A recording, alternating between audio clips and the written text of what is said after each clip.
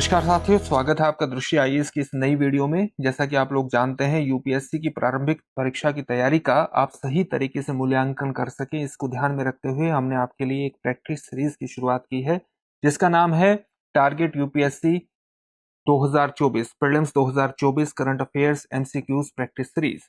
इस सीरीज के माध्यम से हम अलग अलग खंडों में आपके सामने कुछ प्रश्नों को लेकर के आते हैं, ताकि उन प्रश्नों के माध्यम से आप अपनी तैयारी का सही तरीके से मूल्यांकन कर सके और जहां भी सुधार करने की आवश्यकता है वहां पर सुधार कर सके। आज हम जिस खंड पर बात करने वाले हैं, जिस खंड के प्रश्नों को लेकर के आपके सामने आए हैं, वो पर्यावरण एवं पारिस्थितिकी से जुड़ा हुआ है। तो चलिए अपने प्रोग्राम की शुरुआत करते हैं और आज का पहला प्रश्न देखते हैं। आज का पहला प्रश्न है, किसी हॉट स्पॉट को उष्णतम हॉट स्पॉट का यानी हॉटेस्ट हॉट स्पॉट का दर्जा देने में इनमें से कौन से कारक उत्तरदायी हैं।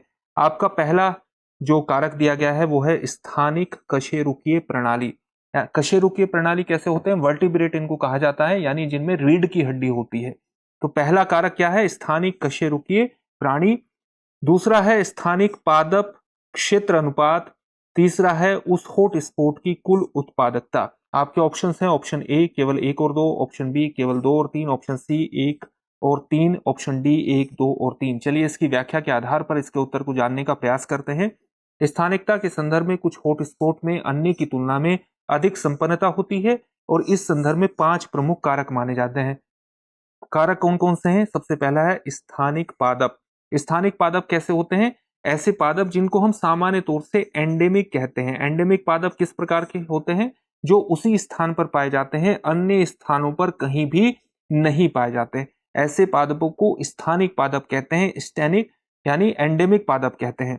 दूसरा कारक कौन सा है? स्थानिक कशेरुकीय प्रणाली, कशेरुकीय प्राणी यानी जो रीढ़ की हड्डी वाले प्राणी होते हैं और ये भी एंडेमिक हैं, यानी और कहीं नहीं पाए जाते। इसी प्रकार से स्थानिक पादप क्षेत्र अनुपात, स्थानिक कशेरुकीय क्षेत्र अनुपात और अवशिष्ट प्राथमिक वनस्पति, ये कौन से कारक हैं? ये 5 प्रमुख कारक हैं जो स्थानिकता के संदर्भ में कुछ हॉट स्पॉट की तुलना में अधिक संपन्नता होती है।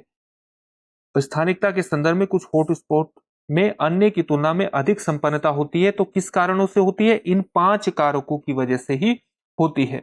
और इस प्रकार से जो आपका उत्तर होगा वो होगा केवल 1 और 2, यानी इसमें ऑप्शन सी उस हॉट स्पॉट की कुल उत्पादकता से इसका संबंध नहीं होता और ऑप्शन 1 और 2 इसमें सही हो जाएंगे, यानी ऑप्शन ए सही हो जाएगा।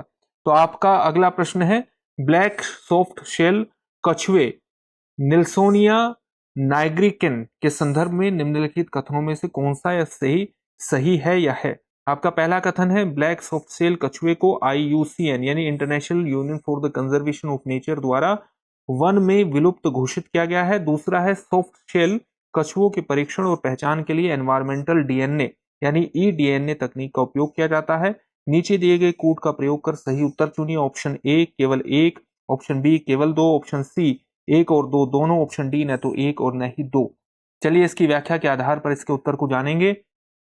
ब्लैक सॉफ्ट शेल कछुआ यानी निल्सोनिया नाइग्रिकेन, जिसे IUCN रेड लिस्ट द्वारा गंभीर रूप से संकटग्रस्त घोषित कर दिया गया है, इस प्रकार से ये कथन एक गलत हो जाता है, यानी ये गंभीर रूप से संकटग्रस्त घोषित है, न कि विलुप्त घोषित हुआ है।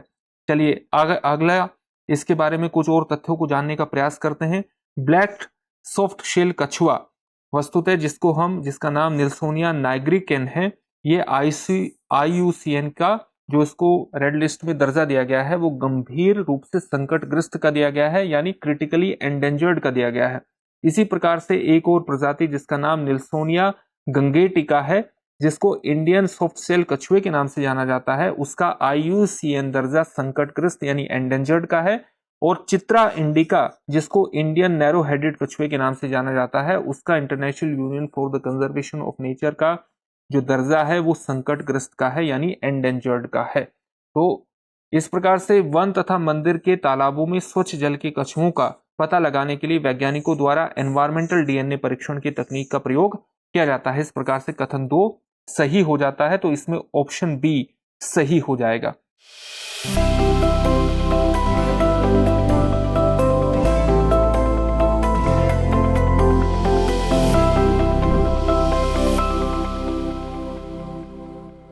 चलिए अगला प्रश्न देखते हैं। अगला प्रश्न है वेचूर गाय के संदर्भ में निम्नलिखित कथनों पर विचार कीजिए। पहला कथन है वेचूर विश्व की सबसे छोटी गाय है और यह तमिलनाडु की स्थानिक है, यानी तमिलनाडु में ही पाई जाती है। यह विदेशी संकर नस्ल जैसे कि जर्सी, हॉल्स्टीन, फ्राइजियन इत्यादि की तुलना में अधिक दूध देती है। आपको बताना है उपरोक्त में से कौन सा या से कथन सही है या है।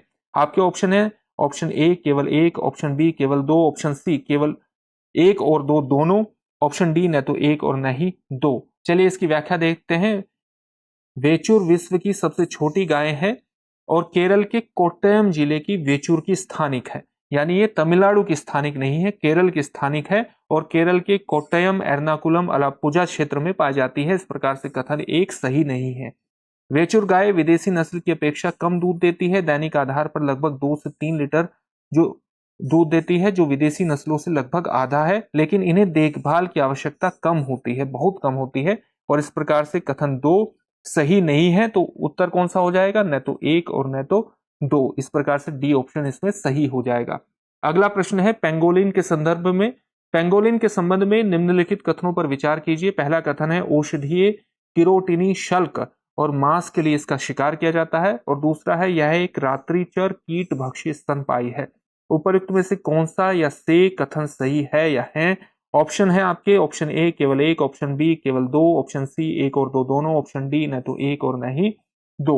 चलिए इसका उत्तर खोजने का प्रयास करते हैं। पेंगोलिन का ये सामान्य संरचना आप यहाँ देख रहे हैं और इस प्रकार से आप इसकी संरचना में शल्क भी देख रहे होंगे। पेंगोलिन जो पूरे भारत में पाया जाता है का इसके शल्क के कारण अत्यधिक शिकार किया जाता है, क्योंकि इनके औषधीय महत्व के बहुत अधिक माना जाता है और औषधीय महत्व के कारण इनका शिकार किया जाता है और उनकी बिक्री सोने से भी अधिक दामों पर की जाती है। इसके कारण ही इसका अत्यधिक शिकार किया जाता है। इसके मांस की मांग चीन में भी है तथा यह एक इसके अवैध व्यापार को प्रोत्साहित करता है। इसी प्रकार से पेंगोलिन एक रात्रिचर स्तनपायी है तथा यह दिन के समय गहरे बिलों में आराम करता है। इस प्रकार से कथन दो भी सही हो जाएगा। इस प्रकार से अगर हम इसके IUCN संरक्षण की स्थिति को देखें तो जो भारतीय पेंगोलिन है उसको संकटापन्न यानी एंडेंजर्ड माना गया है और जो चीनी, सुंडा और फिलीपीन पेंगोलिन है उसको गंभीर रूप से संकटग्रस्त माना जाता है, यानी क्रिटिकली एंडेंजर्ड माना जाता है। तो इस प्रकार से इसमें ऑप्शन सी सही हो जाएगा, यानी एक और दो दोनों कथन इसमें सही है। चलिए अगला प्रश्न देखते हैं। अगला प्रश्न है निम्नलिखित राज्यों में से किसमें या किनमें हिम तेंदुआ अपने प्राकृतिक आवास में पाया जाता है। एक जम्मू कश्मीर, दो असम, तीन सिक्किम, चार अरुणाचल प्रदेश। नीचे दिए गए कूट का प्रयोग कर सही उत्तर चुनिए। ऑप्शन ए केवल एक और चार, ऑप्शन बी केवल दो, ऑप्शन सी एक, तीन और चार, ऑप्शन डी एक, दो, तीन और चार। चलिए व्याख्या के आधार पर इसके उत्तर को जानने का प्रयास करेंगे। हिम तेंदुए मध्य और दक्षिण एशिया के पहाड़ी इलाकों में रहते हैं। भारत में उनके भौगोलिक क्षेत्र पश्चिमी हिमालय का एक बड़ा भाग सम्मिलित रहता है, जिसमें जम्मू कश्मीर, हिमाचल प्रदेश, उत्तराखंड शामिल है और पूर्वी हिमालय में सिक्किम और अरुणाचल प्रदेश इसके अंतर्गत शामिल होता है, जहां पर वे पाए जाते हैं। अंतिम दो राज्य यानी सिक्किम और अरुणाचल प्रदेश पूर्वी हिमालय का भाग है, जो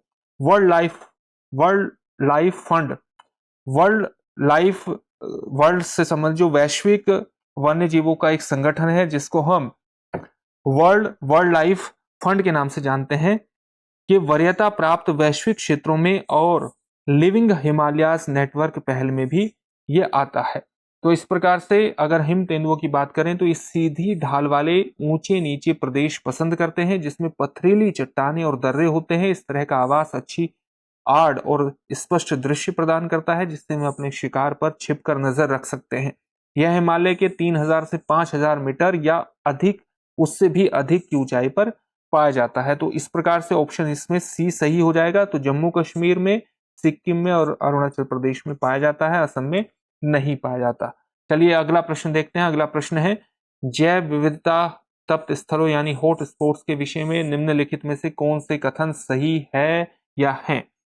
जैव विविधता तप्त स्थलों की पहचान अंतरराष्ट्रीय प्रकृति संरक्षण संघ यानी international union for the conservation of nature द्वारा की गई है। जैव विविधता तप्त स्थलों को उनकी वनस्पति के अनुसार परिभाषित किया गया है। और आपका जो तीसरा कथन है, भारत में पूर्वी घाट और पश्चिमी हिमालय जैव विविधता की तप्त स्थल हैं। नीचे दिए गए कूट का उपयोग कर सही उत्तर चुनिए। ऑप्शन ए केवल 1 और 2, ऑप्शन बी केवल 3, ऑप्शन सी 1, 2 और 3, ऑप्शन डी केवल 1। चलिए इसकी व्याख्या देखते हैं, और व्याख्या ये है कि विश्व के भिन्न भिन्न क्षेत्रों में जैव विविधता के वितरण में अत्यधिक विविधता पाई जाती है, डाइवर्सिटी पाई जाती है। ऐसे में विश्व के कुछ क्षेत्र प्राकृतिक पारितंत्र यानी नेचुरल इकोलॉजी को अत्यधिक सहयोग करते हैं। इन क्षेत्रों में जो बायोडाइवर्सिटी है उसकी प्रचुरता के साथ साथ स्थानिक प्रजातियों की भी प्रचुरता पाई जाती है। ऐसे क्षेत्रों को जैव विविधता यानी बायोडाइवर्सिटी हॉटस्पॉट के नाम से जाना जाता है। बायोडाइवर्सिटी तप्त स्थलों की पहचान अंतर्राष्ट्रीय प्रकृति संरक्षण संघ द्वारा की जाती है।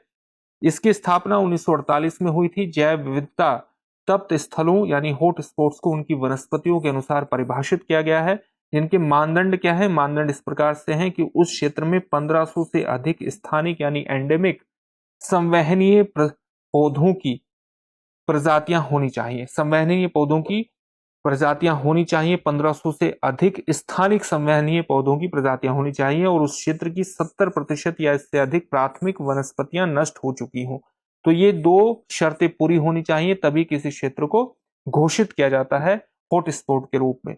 भारत में पूर्वी घाट नहीं बल्कि पश्चिमी घाट जैव विविधता तप्त स्थल हॉटस्पॉट है, और पश्चिमी हिमालय एवं पूर्वी हिमालय जैव विविधता तप्त स्थल के स्थान पर अब संपूर्ण हिमालय क्षेत्र ही जैव विविधता के दृष्टिकोण से तप्त स्थल के रूप में माना जाता है। इस प्रकार से कथन 3 गलत हो जाता है। तो इसका जो ऑप्शन होगा ऑप्शन ए केवल 1 और 2 इसका सही उत्तर होगा। चलिए अगला प्रश्न देखते हैं। अगला प्रश्न है कुछ कारणोंवश यदि तितलियों की प्रजाति यानी स्पीसीज की संख्या में बड़ी गिरावट होती है तो इसका या इसके संभावित परिणाम क्या हो सकता या सकते हैं या हैं। आपके कुछ परिणाम दिए गए हैं, जैसे कि पहला परिणाम है कुछ पौधों के परागण पर प्रतिकूल प्रभाव पड़ सकता है। दूसरा है कुछ कृषि पौधों में कवकीय संक्रमण प्रचंड रूप से बढ़ सकता है। और तीसरा है इसके कारण बर्रों, मकड़ियों और पक्षियों की कुछ प्रजातियों की समष्टि में गिरावट हो सकती है। नीचे दिए गए कूट का प्रयोग कर सही उत्तर चुनिए। ऑप्शन ए केवल 1, ऑप्शन बी केवल 2 और 3, ऑप्शन सी केवल 1 और 3, ऑप्शन डी 1, 2 और 3। चलिए व्याख्या के आधार पर इसके उत्तर को देखेंगे। तितलियां पौधों के परागण में सहायक होती हैं। इस प्रकार से तितलियों की संख्या में गिरावट से परागण पर प्रतिकूल प्रभाव पड़ेगा, अतः कथन 1 सही है। तितलियों की संख्या में गिरावट का कवक संक्रमण में वृद्धि से कोई भी स्पष्ट संबंध नहीं है। इस प्रकार से कथन 2 गलत हो जाता है। तितलियों की संख्या में गिरावट से आहार श्रृंखला फूड चेन नकारात्मक रूप से प्रभावित होगी। इस प्रकार से कथन 3 इसमें सही हो जाता है, यानी इसका ऑप्शन होगा केवल 1 और 3 इसका सही उत्तर है, यानी ऑप्शन सी। आज का अगला प्रश्न है वन्य जीव संरक्षण अधिनियम 1972 के संदर्भ में निम्नलिखित कथनों में से कौन से सही हैं। पहला कथन है अधिनियम की अनुसूची 5 उन जीवों को सूचीबद्ध करती है जिनका शिकार किया जा सकता है। दूसरा कथन है अधिनियम की अनुसूची 5 में सामान्य कौवा और चमगादड़ शामिल हैं। तीसरा कथन है यह अधिनियम केवल पशुओं से संबंधित है न कि पौधों से। दिए गए कूट का प्रयोग कर सही उत्तर चुनिए। आपके ऑप्शन है केवल 1 और 2, ऑप्शन बी केवल 2 और 3, ऑप्शन सी केवल 1 और 3, ऑप्शन डी 1, 2 और 3। चलिए इसकी व्याख्या देखते हैं। व्याख्या यह है कि वन्य जीव संरक्षण अधिनियम 1972 भारत की पारिस्थितिक और पर्यावरणीय सुरक्षा सुनिश्चित करने के उद्देश्य से जंगली जानवरों, पक्षियों और पौधों की सुरक्षा के लिए प्रावधान करता है। यह पूरे भारत में लागू हुआ है। इस प्रकार से कथन 3 सही नहीं है। इसमें 6 अनुसूचियां हैं जो सुरक्षा की अलग अलग डिग्री तय करती हैं। अनुसूची 1 और 2 के भाग द्वितीय में सूचीबद्ध प्रजातियों को पूर्ण सुरक्षा प्रदान की गई है, इनके तहत अपराध के लिए उच्चतम दंड निर्धारित हैं। इसमें टाइगर, गैंडा, हाथी, काला हिरण शामिल है। अनुसूची 3 और अनुसूची 4 में सूचीबद्ध प्रजातियां संरक्षित है, लेकिन इसमें दंड बहुत कम है। इसके तहत जंगली कुत्ते और बंगाल शाही शामिल है। अनुसूची 5 में वे जानवर शामिल हैं जिनका शिकार किया जा सकता है। अनुसूची 6 में शामिल पौधों की खेती और रोपण निषिद्ध है। इस प्रकार से कथन 1 सही है। अनुसूची 5 में शामिल कुछ जानवर हैं चूहे, सामान्य कौवे और चमगादड़, अतः कथन 2 भी सही हो जाता है। और इस प्रकार से जो हमारा उत्तर होगा वो होगा केवल 1 और 2, यानी इसमें ऑप्शन जो तीसरा कथन है वो सही नहीं होगा। चलिए आज का अगला प्रश्न देखते हैं। अगला प्रश्न है निम्नलिखित निम्नलिखित प्रश्न में दो कथन हैं, कथन 1 और कथन 2। इन दोनों कथनों का सावधानी पूर्वक परीक्षण कीजिए और नीचे दिए गए कूट का प्रयोग कर सही उत्तर चुनिए। कथन 1 है भूमंडलीय तापन का तात्पर्य है भूमंडलीय सतही तापमान में वृद्धि। कथन 2 है वायुमंडल में ग्रीन हाउस गैसों की सांद्रता का बढ़ना भूमंडलीय सतही तापमान में वृद्धि का कारण है। आपके जो ऑप्शन है ऑप्शन ए है, दोनों कथन अलग अलग सही है। कथन 2 कथन 1 का सही स्पष्टीकरण है। ऑप्शन बी दोनों कथन अलग अलग सही हैं किंतु कथन 2 कथन 1 का सही स्पष्टीकरण नहीं है। सी है कथन 1 सही है किंतु कथन 2 गलत है। डी कथन 1 गलत है किंतु कथन 2 सही है। इस प्रकार से इसकी व्याख्या के आधार पर इसका उत्तर देखने का प्रयास करेंगे और व्याख्या यह है कि क्षोभ मंडल में अगर हम बात करें तो क्षोभ मंडल में पृथ्वी की सतह यानी भूमंडलीय सतह के करीब के वातावरण के दीर्घकालिक औसत तापमान में वृद्धि को भूमंडलीय तापन के रूप में परिभाषित किया जाता है, जिसके कारण वैश्विक जलवायु प्रतिरूप में परिवर्तन आता है। सामान्यतः वायुमंडल में मानवीय क्रियाओं द्वारा उत्सर्जित ग्रीन हाउस गैसेस में वृद्धि के परिणाम स्वरूप उत्पन्न ताप वृद्धि को वैश्विक तापन कहते हैं। इस प्रकार से कथन 1 सही हो जाता है। मानव जनित ग्रीन हाउस गैसों का उत्सर्जन प्राकृतिक संतुलन को बिगाड़ता है और तापमान में वृद्धि करता है। वस्तुतः वातावरण में ग्रीन हाउस गैसों की जो सांद्रता है, जो कॉन्सेंट्रेशन है, अगर उसमें बढ़ोतरी होती है तो वो सांद्रता में बढ़ोतरी से अवरक्त विकिरण ज्यादा अवशोषित होती हैं और इस प्रकार से भूमंडलीय तापन में बढ़ोतरी होती है। इस प्रकार से कथन 2 सही है और इस प्रकार कथन 2 कथन 1 का सही स्पष्टीकरण भी है। इस प्रकार से उत्तर क्या हो जाएगा? ऑप्शन ए इसका सही उत्तर हो जाएगा। चलिए आज का अगला प्रश्न देखते हैं। अगला प्रश्न है वैज्ञानिक दृष्टिकोण यह है कि वैश्व तापमान पूर्व औद्योगिक स्तर से 2 डिग्री सेल्सियस से अधिक नहीं बढ़ना चाहिए। यदि विश्व तापमान पूर्व औद्योगिक स्तर से 3 डिग्री सेंटीग्रेड के परे बढ़ जाता है तो विश्व पर उसका संभावित असर क्या हो सकता है? और आपका पहला असर दिया गया है स्थलीय जीवमंडल एक नेट कार्बन स्रोत की ओर प्रवृत्त होगा यानी उसकी ओर बढ़ेगा। दूसरा है विस्तृत प्रवाल मृत्यता घटित होगी यानी विस्तृत मात्रा में प्रवाल जो है वो नष्ट होंगे। सभी भूमंडलीय आर्द्र भूमियां स्थायी रूप से लुप्त हो जाएंगी। और चौथा है अनाजों की खेती विश्व में कहीं भी संभव नहीं होगी। नीचे दिए गए कूट का प्रयोग करके सही उत्तर आपको चुनना है। आपके ऑप्शन है ऑप्शन ए केवल 1, ऑप्शन बी केवल 1 और 2, ऑप्शन सी केवल 2, 3 और 4, ऑप्शन डी 1, 2, 3 और 4। चलिए इसकी व्याख्या देखते हैं और व्याख्या यह है कि अगर वैश्विक तापमान के पूर्व औद्योगिक स्तर के 3 डिग्री सेंटीग्रेड से अधिक बढ़ने पर 3 डिग्री सेंटीग्रेड से अधिक बढ़ जाता है तो विश्वतीय वर्षावनों की स्वाना में परिवर्तित होने की संभावना बढ़ जाएगी। यानी जो विश्वतीय वर्षावन है वो स्वाना वनों में परिवर्तित हो सकते हैं। इसी प्रकार से जंगलों में आग की घटनाओं में वृद्धि होगी। पादपों के सड़ने और अपघटन के कारण कार्बन डाइऑक्साइड का उत्सर्जन होगा। इस प्रकार से स्थलीय जैवमंडल कार्बन सिंक से नेट कार्बन स्रोत की ओर प्रवृत्त हो जाएगा यानी वो अपने आप में नेट कार्बन का एक स्रोत हो जाएगा। इस प्रकार से कथन 1 सही है। समुद्री तापमान में वृद्धि के कारण कोरल उनके साथ सहजीविता में रह रहे जुक्सान थलाई शैवाल को निष्कासित करने लगते हैं। चूंकि शैवाल विभिन्न रंगों के होते हैं अतः प्रवाल भित्तियां रंगीन दिखाई देती हैं, परंतु शैवाल को निष्कासित करने के कारण प्रवालों द्वारा बनाया हुआ कैल्शियम कार्बोनेट यानी चूना पत्थर का ढेर बचा रह जाता है, अतः ये अब रंगहीन नजर आते हैं। इस प्रकार से यह प्रक्रिया जो है कोरल ब्लीचिंग के नाम से जानी जाती है तथा शैवालों द्वारा प्रकाश संश्लेषण की क्रिया में बनाया गया भोजन भी अब प्रवालों को नहीं मिल पाता है। इस कारण से प्रवाल मृत्यता घटित होती है यानी वे नष्ट होती जाती हैं। और इस तरह से कथन 2 सही है। 3 डिग्री सेंटीग्रेड तापमान वृद्धि से आर्द्र भूमियों में कमी अवश्य आएगी किंतु उनके स्थायी रूप से विलुप्त होने की संभावना नहीं है। इस प्रकार से कथन 3 गलत है।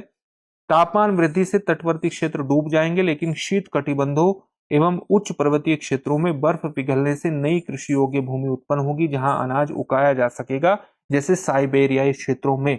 इस प्रकार से कथन 4 भी गलत हो जाता है और जो आपका उत्तर होगा वो उत्तर होगा केवल 1 और 2, क्योंकि आपको सही उत्तर चुनना था। इसमें से संभावित असर के बारे में पता करना था तो ऑप्शन बी इसमें सही हो जाएगा। चलिए आज का अभ्यास प्रश्न देखते हैं। आज का अभ्यास प्रश्न है कार्बन क्रेडिट के संबंध में निम्नलिखित कथनों में से कौन सा कथन सही नहीं है। आपको यह बताना है कि सही कौन सा कथन नहीं है। आपका पहला कथन है कार्बन क्रेडिट प्रणाली क्योटो प्रोटोकॉल के संयोजन में संपुष्ट की गई थी, यानी रेटिफाई की गई थी। कार्बन क्रेडिट उन देशों या समूहों को प्रदत्त की जाती है जो ग्रीन हाउस गैसों का उत्सर्जन घटाकर उसे उत्सर्जन लक्ष्य के नीचे ला चुके होते हैं। तीसरा है कार्बन क्रेडिट का लक्ष्य कार्बन डाइऑक्साइड उत्सर्जन में हो रही वृद्धि पर अंकुश लगाना है।